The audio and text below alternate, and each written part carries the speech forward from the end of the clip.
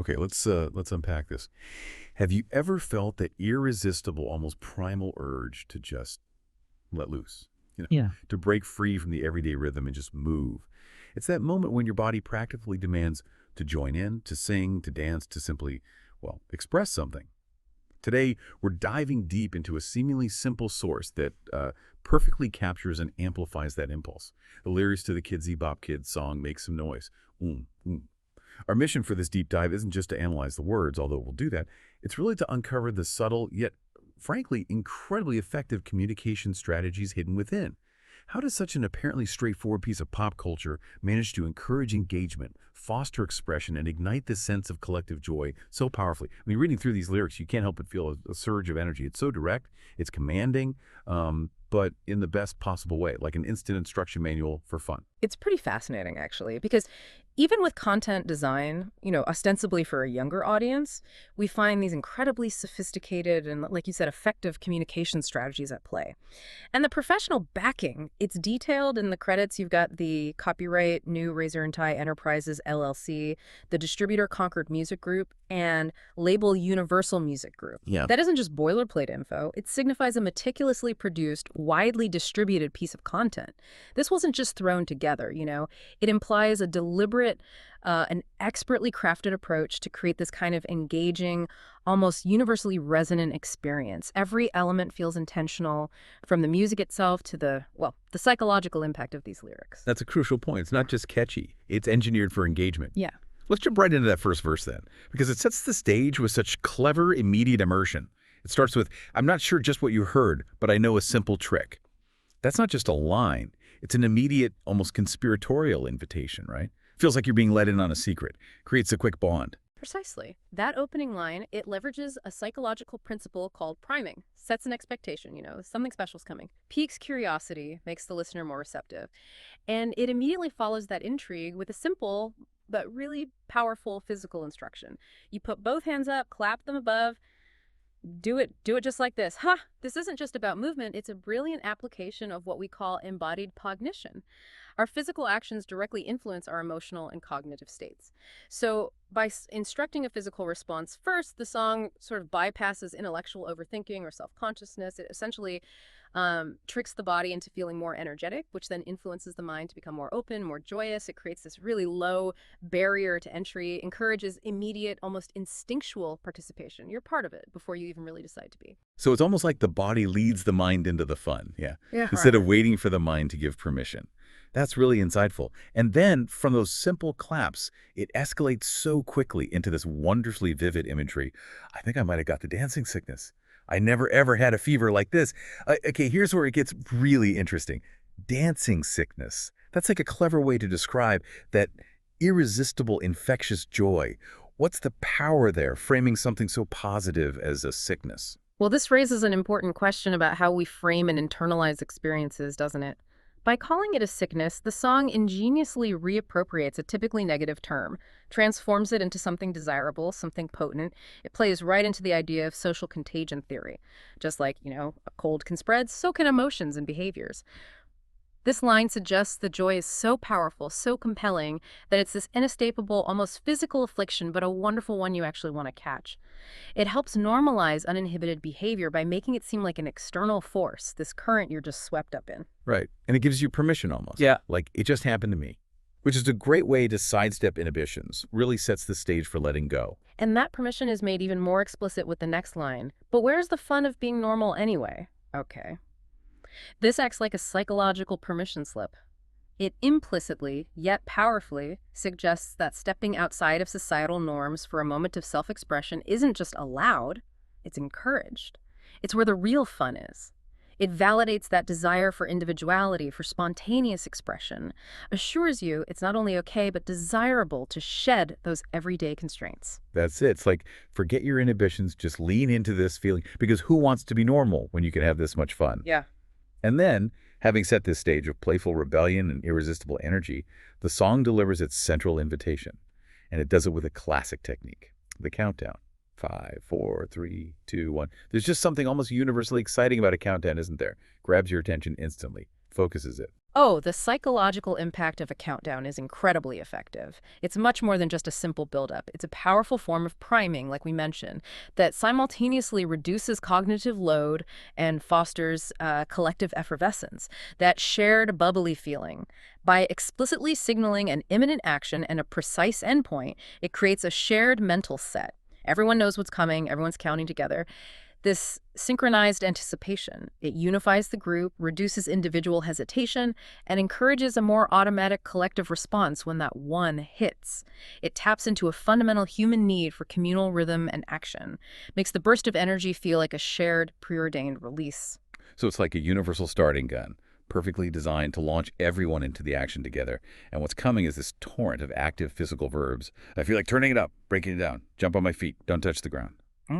It's not just suggesting movement, it's describing an explosion of uncontainable energy, a full-body experience. Indeed.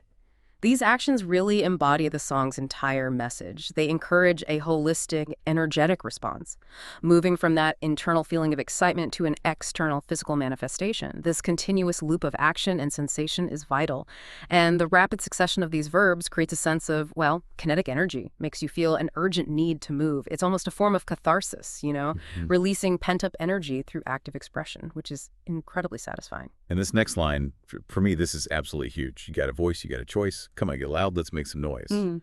It's not just telling you what to do, it's reminding you of your own agency, your own power to participate, to contribute.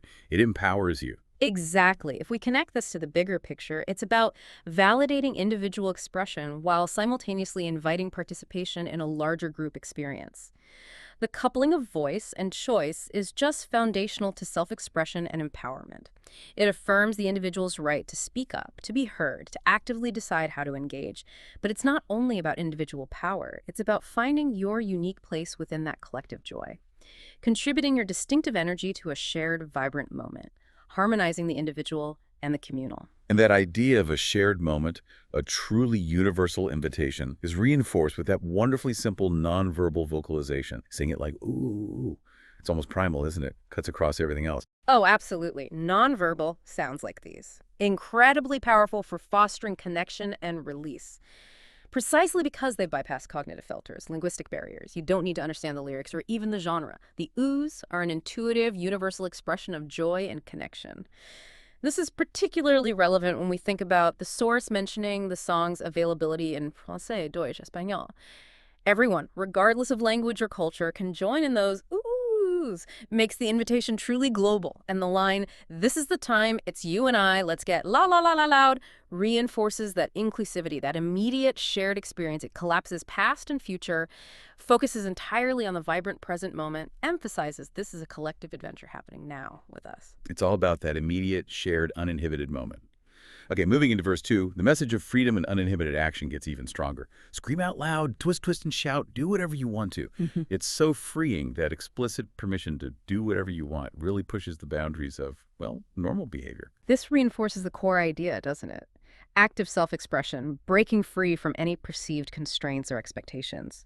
It's a direct, almost liberating invitation to let go and fully engage in what we might call playful abandon. Psychologically, having this explicit permission can significantly reduce those internal barriers that stop us from fully expressing ourselves. It validates our inner desire for spontaneity, provides a safe space for it. And then we get to a line that truly resonates with the transformative power of movement and mood elevation. And if you're stuck in the middle, move it just a little. And I bet you won't feel so blue.